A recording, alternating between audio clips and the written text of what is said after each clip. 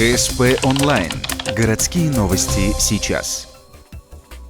Две ухтинские баскетболистки заняли призовые места в республиканском конкурсе. О тренере своем скажу я слово. Анастасия Харитонова стала второй, сделав видеоролик о тренере-преподавателе. Виктория Рудь – третий. Десятилетняя школьница приготовила презентацию о любимом педагоге Игоре Телешкине.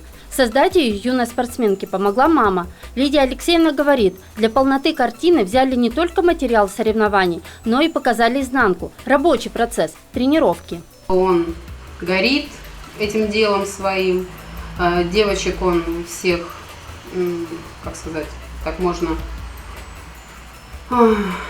тренирует с душой. Вот. И поэтому мне хотелось сделать, как сказать, такое, ну, может быть, нельзя сказать так, пиар ему, чтобы его там, может, как-то отметили.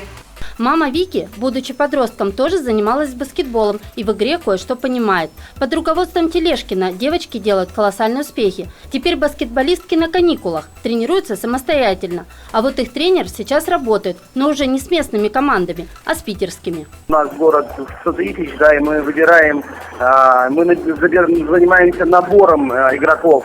Вот, а большие города отличаются тем, что тут занимаются отбором, то есть из какого-то количества человек отбираются баскетболисты, вот, у которых есть какие-то антропометрические данные, рост, потому что в баскетболе очень важен рост, скорость, вот, и поэтому в этом дети отличаются.